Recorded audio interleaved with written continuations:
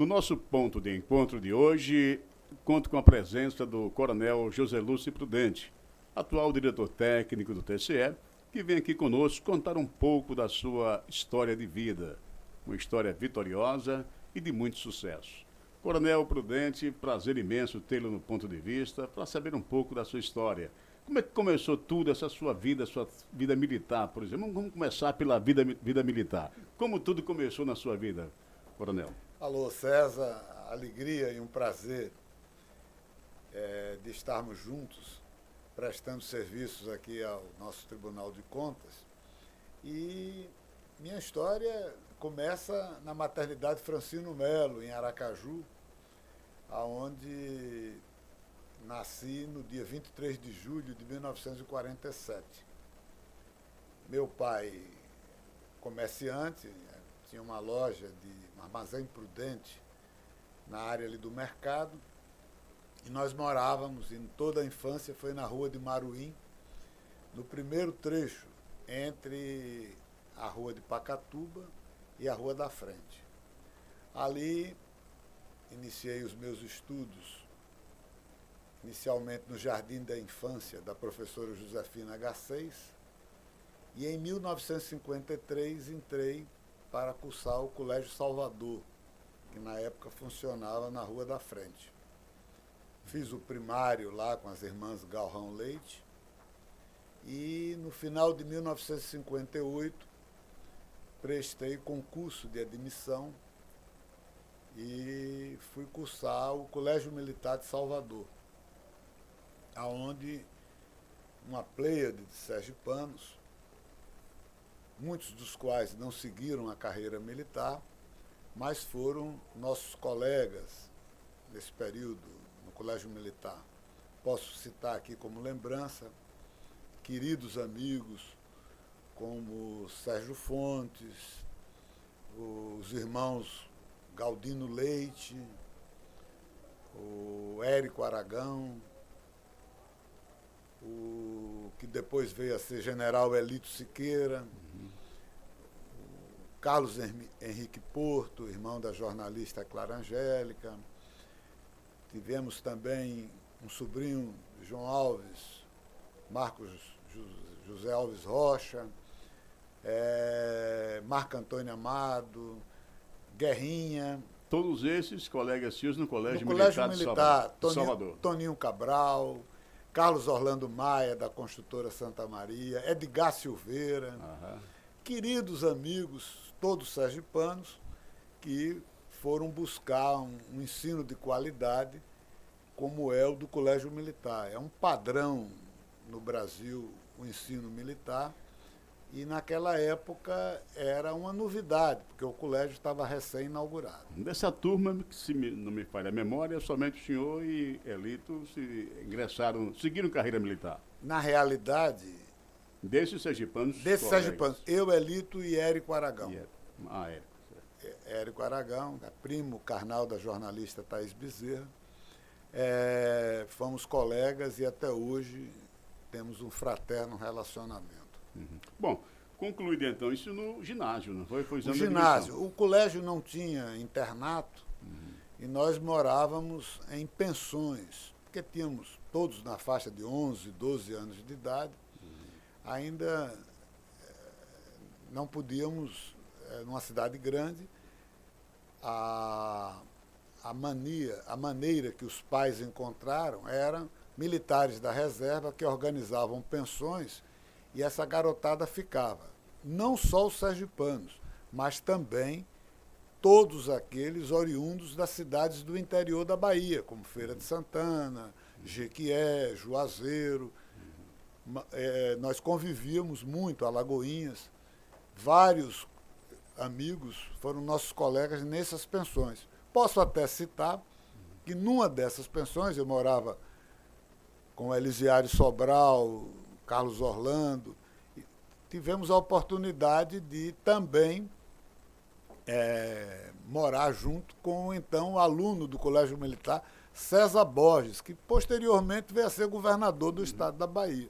Foi nosso colega de pensionato nesse período. Que bom, né? Bom, então, concluído esse curso ginasial, Como a carreira prosseguiu indo para a Escola Preparatória de Cadetes do Exército. Essa vocação pela carreira militar já foi latente, já nasceu com o senhor ou adquiriu ao longo Na da vida? realidade, quando eu fui para o Colégio Militar, fui em busca de um ensino de qualidade. Certo.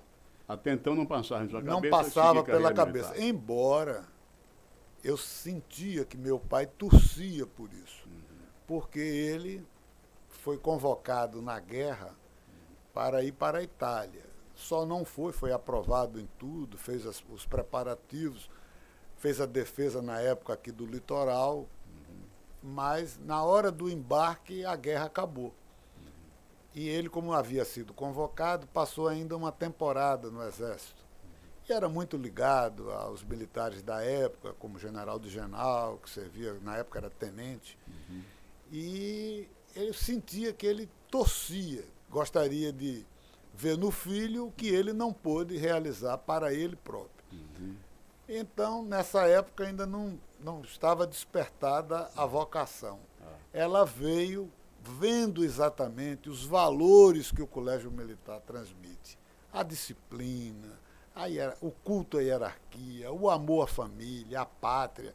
Isso são coisas que todo brasileiro, independente da profissão, deveria cultuar. São valores importantíssimos, né, para o cidadão, para a estruturação da família, enfim.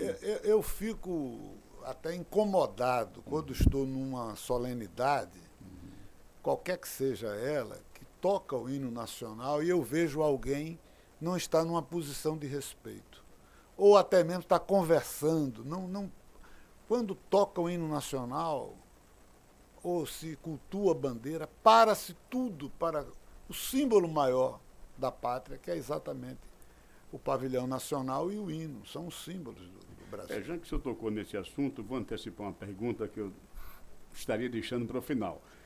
Colégio Militar. Recentemente a gente viu o interesse do governo em implantar em alguns estados, algumas cidades, colégios militares. E houve, por parte de alguns setores da população, uma certa rejeição a esse tipo de estabelecimento. Como é que o senhor analisa esse comportamento, já que o senhor fez boas referências a um colégio militar, aliás, do qual o senhor adquiriu uma boa formação? Na realidade, essa ideia não era propriamente de criar um colégio militar. É um colégio cívico-militar. Seria um colégio de natureza civil, mas usando o currículo e os predicados da carreira militar, como exatamente esses valores que eu acabei de citar. Então, os colégios militares, eu vou até regredir um pouco no tempo, eles foram criados quando terminou a Guerra do Paraguai. Por quê? Ficaram várias crianças órfãs. Os pais faleceram na guerra. Então, o conselheiro do Império, Tomás Coelho, cedeu uma área que possuía no Rio de Janeiro, no bairro da Tijuca, para que fosse criado um colégio militar, cuja finalidade era dar educação aos órfãos da guerra. E isso foi se disseminando. Eu tenho a impressão que hoje o colégio militar, com as mesmas características, temos no Rio de Janeiro, em São Paulo, em Belo Horizonte, em Juiz de Fora, em Brasília, em Campo Grande, em Porto Alegre, em Curitiba, em Santa Maria, no Rio Grande do Sul, em Belém, em Fortaleza, em Recife e em Salvador. Belo Horizonte também. Então, essa rede é sucesso. E outra coisa, o Exército faz esse investimento na área do ensino, mas, vamos imaginar, de cada turma de 200 alunos, 10 seguem a carreira militar. Então, a maioria, meus colegas da minha geração no Colégio Militar, são centenas de advogados, de médicos, de engenheiros, que optaram pela sua vocação. Então, na sua avaliação, Coronel, Sergipe perdeu uma grande oportunidade de ter um avanço digamos assim, na qualidade do seu modelo educacional, perdendo essa oportunidade? Eu acredito que sim, porque, às vezes, as pessoas ficaram com alguns resquícios contra os militares por um período difícil que o Brasil passou. Mas não pode se misturar as coisas. Você tem que retirar de tudo que existe as coisas boas e copiar. E as coisas ruins afastar. Essa é a minha visão. Tudo serve de exemplo. Coronel Prudente, então me diga uma coisa, terminado o curso ginasial, o senhor então Fomos para a Escola Preparatória de Cadetes, que aí já era, você senta a praça. Aham. É regime de internato. Essa escola funciona em Campinas, São Paulo, e ela recebe, por concurso, todas as pessoas que desejam efetivamente seguir a carreira militar. Porque tem essa em Campinas e tem também em Resende, no Rio de Janeiro. Não, né? Agulhas Negras é outra coisa. A escola preparatória, elas foram criadas em número de 3. Era uma em São Paulo, uma em Fortaleza e uma em Porto Alegre. Em 1961,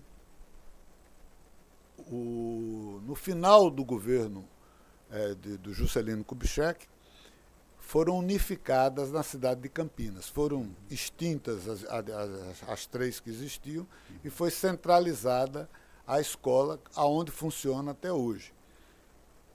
Na minha época, eram 3 anos de curso.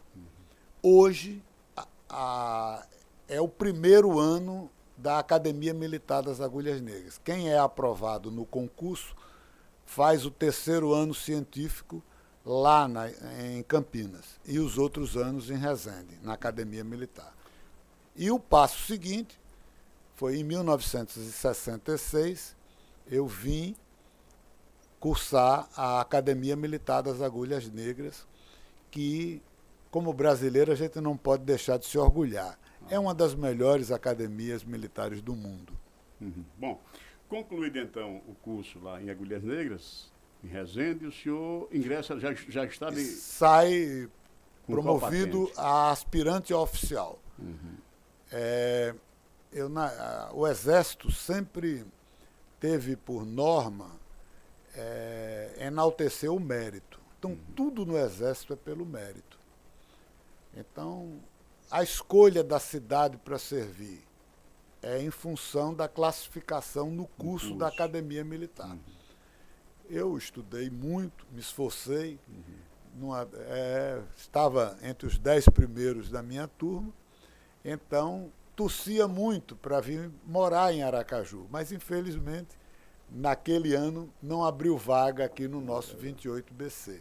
Então a minha opção foi ir servir da cidade mais próxima, que era Feira de Santana. Tinha um batalhão recém-inaugurado e eu iniciei minha carreira militar lá. Com qual patente? Como aspirante oficial, passam 6 meses, depois 2 anos como segundo-tenente, 3 anos como primeiro-tenente e a partir daí vai seguindo a carreira. De Feira de Santana, eu fui para Brasília fazer um curso de especialização. De Brasília, fui transferido para comandar um pelotão de selva na Amazônia, uma clareira na selva do Amapá, talvez o município mais setentrional do Brasil.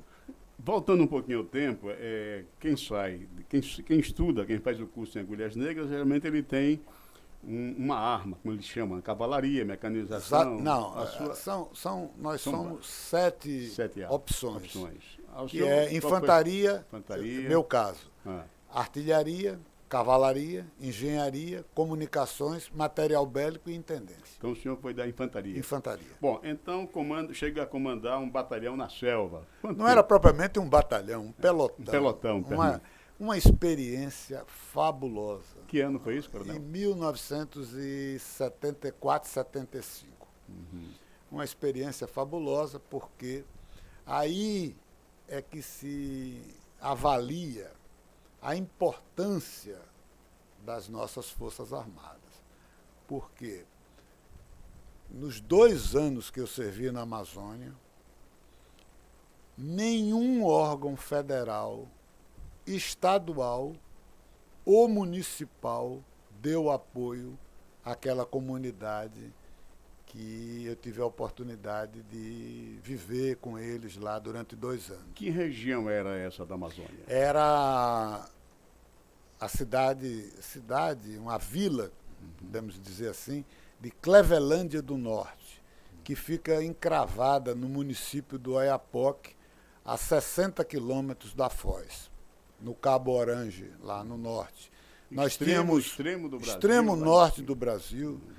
Nós estávamos a 756 quilômetros acima do Amapá, no hemisfério norte. Nossa. Nós não víamos o Cruzeiro do Sul, era a Ursa Maior. Nossa. Então, Quanto tempo ficou lá? 2 anos. Não tínhamos rádio, não tínhamos televisão. A Copa do Mundo daquele ano, de 74, nós viemos tomar conhecimento dos resultados do jogo 15 dias depois. Nossa. Então, comunicação precaríssima. Precaríssima. Então, aí é que se vê. Para citar como exemplo, eu tinha lá 200 militares sob meu comando, e quando um soldado, a maioria deles originários de tribos indígenas que tinham lá na região, principalmente os galibis, era talvez a tribo mais importante. E quando ele se separava, por exemplo, da esposa, não tinha um juiz, não tinha ninguém. Então vinha para mim como tenente. E aí? Eu dizia, por que é que você tem? Uma geladeira é sua, a casa é para o lado de cá. E uma vez por ano mandávamos essa documentação para Macapá e aí o juiz homologava as separações que na realidade tinham sido feitas às vezes por nós mesmos. Interessante, né? Bom, só um parêntese. Nós tínhamos a responsabilidade de, além da parte militar, que era a segurança da fronteira norte, nós estávamos ali nos defrontando com a Guiana Francesa, que é território de ultramar da França. Elege pela Guiana um senador e um deputado no Parlamento Europeu. Lá a moeda é o franco francês. Era o franco francês, agora é o euro. É o euro agora. Mas é uma experiência muito boa, porque a Europa tem muitos interesses na Amazônia. Naquela época, inclusive a base de foguetes de Kourou, na França, naquela época, Coronel, 1974, 75, já havia a presença dessas ONGs internacionais, esse interesse pela Amazônia naquela época já havia? Lamentavelmente, sim. A quantidade de religiosos, pastores, padres, estrangeiros, a quantidade de pessoas opinando sobre assuntos que deveriam ser exclusivos nossos, porque a riqueza da Amazônia é incalculável. E isso sempre me incomodou muito. Como patriota, como brasileiro, me incomodava muito. Porque o que o cara da Itália ou da França está dando a opinião? E eles, essas ONGs, elas supriam o quê? A ausência do Estado. Como o Estado não aparecia, como eu estava dizendo, nesses 2 anos, para não dizer que nunca foi ninguém, apareceu uma equipe da campanha de erradicação da malária para fazer uma vacinação. Mais nada. Que deveria ser uma coisa constante, né? Por uma ação governamental constante, porque a malária é uma doença que tem uma incidência muito grande naquela região amazônica. A integração dos militares com as tribos, com a comunidade, era muito perfeita. Então o senhor defende a tese de que hoje, ainda hoje, principalmente, mais do que isso, hoje, mais do que nunca, a questão da Amazônia, a questão de soberania nacional, e que deve ser olhada com bons olhos pelo governo brasileiro. Todo mundo tem o olho na Amazônia. Claro, justas preocupações climáticas, mas os interesses vão muito mais além. Por quê? Os corredores da Amazônia facilitam muito, pela imensidão, o escoamento de drogas, que vêm de outros países, porque o Brasil, nós não temos a droga aqui. Eles apenas usam os nossos rios, O ponto de apoio, a malha, né, para poder fazer o tráfico internacional de drogas. Isso, as Forças Armadas, nós temos, eu acho que uns 40 pelotões de fronteira, que o arco da Amazônia dá quase 4.000 quilômetros. É muito extenso, né? e permeável, porque tem rios, tem selva, então é muito difícil o controle. Bom, da Amazônia, Coronel Prudente, foi para onde? Para o nosso glorioso, porque é um direito que o militar que faz essa experiência escolher o lugar que quer servir. Então aí eu optei para vir servir na minha terra e vim para o 28BC e servi aqui durante 2 anos, os anos de 1976 e 77, onde comandei uma companhia do 28 e que guardo. Em que posto já? Coronel? Eu já era capitão. Capitão. Que ano foi? 1976. Os meus soldados de 1976, que hoje já estão todos sexagenários, são meus queridos amigos. A gente todo ano nos encontramos, marcamos uma reunião para recordar aqueles momentos. É a beleza da carreira militar. A gente ajudou na formação do cidadão e eles ficam gratos. Nenhum deles seguiu a carreira militar. Então, mas vários deles aprenderam muito, aprenderam muito e são gratos ao Exército. Bom, passou então 2 anos em Aracaju. E de Daqui Aracaju fui transferido para fazer a ESAO, é um curso obrigatório. A Academia Militar forma o comandante de pelotão e de companhia. A ESAO, Escola de Aperfeiçoamento de Oficiais, é um curso com duração de 1 ano, feito no Rio de Janeiro. Ele prepara o coronel para o comando das unidades. Então, terminado o curso, fui muito bem sucedido, mas novamente não abriu vaga aqui em Aracaju. Então, a cidade mais próxima, Salvador, aonde fui designado instrutor-chefe do NPOR para a formação de oficiais da reserva. Também considero os meus 40 alunos do NPOR como se fossem filhos, porque até hoje, já passados mais de 40 anos, a gente continua mantendo contato. Sempre que vou a Salvador, visito eles, é uma maravilha. Coronel, o NPOR existe ainda? Existe. Antigamente Existe. se dava mais divulgação às ações do NPOR. Ultimamente pouco se ouve falar. Eles foram disseminados pelas unidades. Então, por isso é que é chamado núcleo. Núcleo de preparação de oficiais da reserva. Uma média de 40 hoje. Funciona aqui no 28, funciona também nas demais unidades, seja de infantaria, de cavalaria. É um curso que permite ao aluno se preparar para ser oficial da reserva concomitantemente com seu curso superior. É obrigado que o aluno já esteja cursando uma faculdade. Bom, de Salvador, então... Mas eu gostaria de, nesse período de Salvador, tiveram 2 coisas que eu gostaria de chamar a atenção. A primeira delas foi que, durante esse período, houve a visita do Papa São João Paulo II a Salvador. E nós nos engajamos na segurança do Papa e participamos ativamente. E eu tive a oportunidade de chefiar uma das equipes que fez a segurança do Papa. E a outra foi uma amizade fraterna que nós criamos do Exército com a irmã Dulce, que na época já estava batalhando a ajuda à comunidade e o Exército ajudava muito. E eu fiquei muito feliz de ter tido muito contato com a irmã Dulce, Santa Dulce, e de, inclusive, ter assistido quando o Exército Brasileiro condecorou ela com a Medalha do Pacificador em homenagem ao serviço social que ela prestava à comunidade baiana. Então o senhor foi testemunha ocular desse trabalho da Irmã Dulce, dessa dedicação que ela tinha pelos pobres, pelos mais carentes, lá na Grande Salvador. Trabalho fantástico, de emocionar. E a nossa modesta colaboração é que Irmã Dulce foi nos visitar e ela nos disse que precisava de camas e colchões.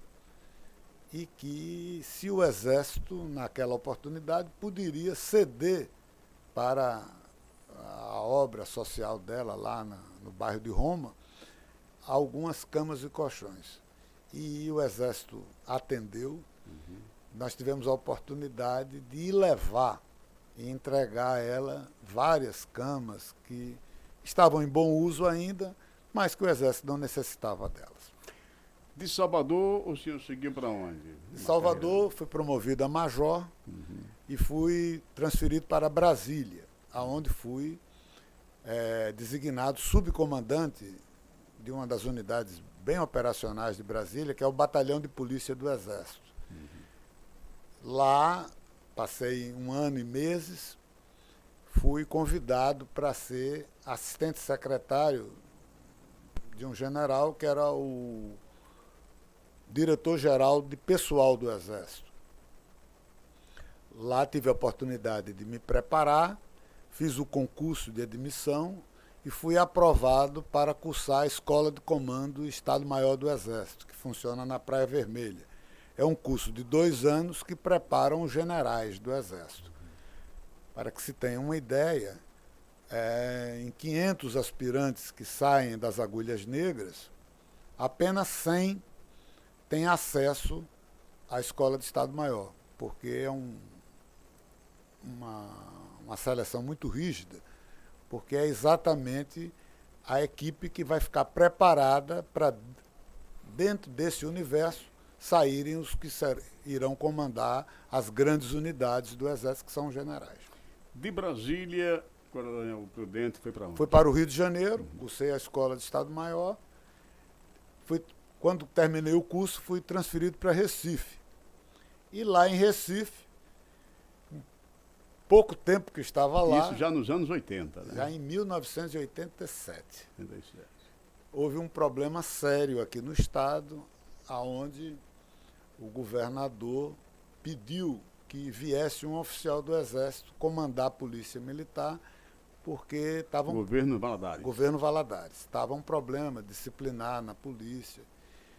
Inicialmente, eu disse ao governador que não aceitava o convite, mas recebi uma ligação do então ministro do Exército, Leônidas Pires Gonçalves, dizendo que aquilo era uma missão. Eu não poderia... Não era um convite. Não era um convite. Era uma missão. Que eu tinha 1 semana para me apresentar aqui e assumir o comando da Polícia Militar. E um trabalho hercúleo. Eram para passar 2 anos. No final de 2 anos, os meus companheiros da Polícia Militar pediram que eu permanecesse. Mais 2, muda o governo. Dr. João Alves queria também que eu permanecesse, mais 2, e assim terminaram virando 8 anos. Como comandante da polícia? Como comandante. Cheguei a ser convidado pelo governador eleito, Dr. Albano Franco, para ficar mais tempo ainda. Mas tive um problema sério de saúde, onde descobri que tinha aneurismas cerebrais, tive que fazer uma cirurgia muito difícil, e eu achei que ali era o período já de descansar. Então, ainda fiz uma tentativa de ver se, depois de 8 anos fora das fileiras do Exército, voltava, mas optei por solicitar, já tinha uns 35 anos de serviço, optei pela minha solicitação de transferência para a reserva. Certo. Voltando um pouco ao tempo, esse convite do governo Valadares para assumir o comando da Polícia Militar, que passava por um momento de crise, que tipo de crise vivia a Polícia Militar nessa época que o senhor foi convocado para desenvolver essa missão aqui em Sergipe? A polícia estava numa situação muito difícil. Quem viveu aqueles anos sabe da situação de dificuldade. A polícia estava desorganizada, ela estava dividida politicamente, ela estava mal aparelhada e muito desestruturada. Quando nós assumimos o comando da polícia, eu fiz ver a importância da polícia para a sociedade sergipana e a importância dos integrantes da polícia militar nesse contexto, que a sociedade tinha que reconhecer e valorizar. Mas, para isso, nós tínhamos que, primeiramente, interiorizar a polícia. Então, várias unidades foram criadas no interior, que isso facilitaria a prática do comando. Criamos unidades em Carmópolis, Glória, Canidé, Itabaiana, Estância, e por aí a polícia foi se desenvolvendo, paralelamente com a criação da cavalaria, a criação da polícia feminina e vários setores que enriqueceram a corporação e permitiram fazer o alicerce para esse patrimônio que é hoje a Polícia Militar do Estado. Atualmente, eu conversei recentemente com pessoas ligadas à polícia, militares que dedicaram parte de suas vidas à polícia militar, e muitos deles me revelaram assim, a tristeza que sentem em passar pela Rua Itabaiana e ver a situação deprimente daquele prédio que abrigou tantos e tantos homens na briosa Polícia Militar do Sergipe e vários comandos que por ali passaram. Aquele prédio é um prédio tombado. Na época que eu exerci o comando, eu fazia questão de mantê-lo muito, porque vejam que a sociedade sergipana preservou pouca coisa do seu passado. Então, talvez ali daquele centro é um dos prédios que ele deveria estar bem iluminado à noite, bem tratado. Mas eu tenho certeza... E abrigar melhor, decentemente, o comando da polícia. Mas eu tenho certeza que as autoridades vão olhar, porque não se pode deixar passar um patrimônio daquele. É um patrimônio não só da polícia, né? De toda a sociedade. Coronel, então o senhor, depois dessa missão em Sergipe, retornou às fileiras do Exército ou dali mesmo partiu para a reserva? Não, parti para a reserva no ano de 1997. E pensei que ia ficar em casa cuidando da família, mas começaram a surgir, talvez dessa convivência com a área pública de Sergipe, vários convites. O primeiro deles veio exatamente do Tribunal de Contas. O então presidente do tribunal, Carlos Pina, me honrou com um convite para ser o secretário-geral aqui do tribunal. O tribunal estava se transferindo, estávamos ultimando a construção deste prédio e nós tivemos a oportunidade de participar da transferência, trazendo os 5 prédios que o tribunal tinha espalhados pela cidade, concentrando todo o seu pessoal e o seu acervo aqui no Palácio Governador Augusto Franco. Então, foi um período de muito trabalho, porque nós tínhamos uma área administrativa que comprar móveis, cortinas, em suma, mobiliar esse prédio. Completamente. E eu fico muito feliz de ver já com quase 30 anos, né, que nós estamos aqui, e que os móveis são os mesmos, conservados, as persianas, o prédio cumpre seu papel permitindo que o tribunal funcione condignamente. Bom, depois do tribunal, o senhor também ocupou outros cargos públicos. Aí foram, foram 2 anos, aí daqui fui convidado para ser assessor do governador. Lá a minha área, na época Jorge Araújo, era mais a parte de defesa civil. De lá fui convidado para ser diretor da Assembleia. Passei 4 anos como diretor administrativo da Assembleia. Depois recebi um convite para ir para o Tribunal de Justiça. Fui diretor administrativo do Tribunal de Justiça e talvez o cargo mais elevado do tribunal, que é o secretário de Planejamento e Administração durante a gestão do desembargador Roberto Porto. Bom, esse é o nosso ponto de encontro e hoje nós recebemos com muito prazer o Coronel de Infantaria Prudente, José Lúcio Prudente, que está contando um pouco da sua história de vida. E fique à vontade para acrescentar mais alguma coisa, Coronel, nesse ponto de encontro nosso que foi tão tranquilo, tão bom, né? Tão ilustrativo, né? Depois de tanta estrada, eu não imaginei. Voltei novamente em 2015 para o Tribunal de Contas, para um segundo período, aonde tive a felicidade de participar da criação e ter sido o primeiro diretor de tecnologia, de modernização e tecnologia. Do TCE. Aqui do TCE. E, nesse período, o tribunal, na segunda gestão do Dr. Carlos Pina, ele fez a implantação do local onde hoje funciona essa diretoria. E cada dia funcionando melhor, os quadros fantásticos, a diretoria de modernização dá um suporte tecnológico ao tribunal fantástico.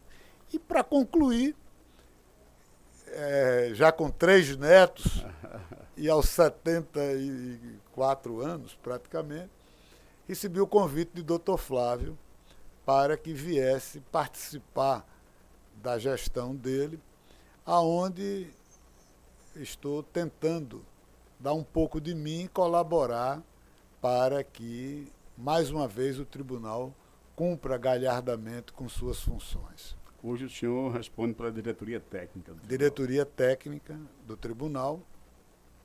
Para mim era uma experiência nova, mas também uma equipe de assessores excepcional e que vamos ver se a gente traz algumas inovações para facilitar o contato do tribunal com seus jurisdicionados. Bom, eu fico muito feliz e satisfeito em ter conversado com o coronel José Lúcio Prudente, que revelou fatos interessantes da sua vida, importantes para o conhecimento de todos, né? E, sobretudo, aqui nessa rádio, que é uma rádio web, que foi implantada na gestão do então conselheiro-presidente Reinaldo Moura, que nos deixou recentemente, e que, ao longo, depois dessa implantação, depois de outros presidentes que aqui passaram, foi melhorando, e hoje nós estamos com a rádio já bem mais aparelhada, porque a comunicação é muito importante, o coronel sabe muito bem disso, ele que viveu na selva, exatamente num período que sem comunicação zero praticamente, sabe a importância da comunicação. E ele, coronel Prudente, foi responsável pela implantação da Diretoria de Modernização e Tecnologia aqui do Tribunal de Contas de Sergipe, que presta um serviço relevante, importantíssimo para outros trabalhos realizados atualmente, assim como a própria Rádio Web e toda a estrutura de comunicação disponível hoje no Tribunal de Contas de Sergipe. Agradeço ao coronel Prudente e lhe deixo à vontade para acrescentar mais alguma coisa, se é que tem alguma coisa para acrescentar, depois de uma história tão bonita, tão brilhante, de tantos fatos importantes. Eu quero agradecer essa oportunidade ao querido amigo César Cabral. Estava dizendo aqui a ele que tenho guardado as entrevistas feitas quando ainda bem jovens, na antiga TV Manchete. Tive uma convivência fraterna com toda a imprensa sergipana. Inclusive uma particularidade, um dos jornalistas, o querido Eugênio Nascimento, foi meu soldado em 1976. Quando eu fui diretor da TV Manchete, da TV Jornal, afiliada à Manchete naquela época, 1990, 92. O Eugênio era um grande jornalista, ainda é, e era um dos nossos pauteiros da TV Jornal. Um grande profissional, figura humana extraordinária, e foi seu soldado, não sabia, né? Fantástico. Quando eu encontrava, eu pedi ele que bata a continência para lembrar do tempo do cartel. É o querido 310, o número 310, dele. Né? Eu agradeço de coração essa oportunidade e a gente fica feliz de, em cada lugar que passa, você aprende e deixa um pouco de si. Aprende com essa convivência. O tribunal realmente encanta. Só quem não conhece o tribunal é que fala mal dele, porque quem conhece sabe o valor o serviço que o tribunal presta e a qualidade dos servidores do tribunal. São servidores públicos de primeira linha. Então, é um prazer. Espero que Deus me dê saúde para concluir essa missão. E terminamos aqui mais um ponto de encontro, hoje com a presença ilustre do Coronel Prudente, Coronel de Infantaria Prudente, hoje atualmente diretor técnico do Tribunal de Contas do Estado de Sergipe. Voltaremos em breve com outro ponto de encontro aqui pela Rádio Web do TCE Sergipe.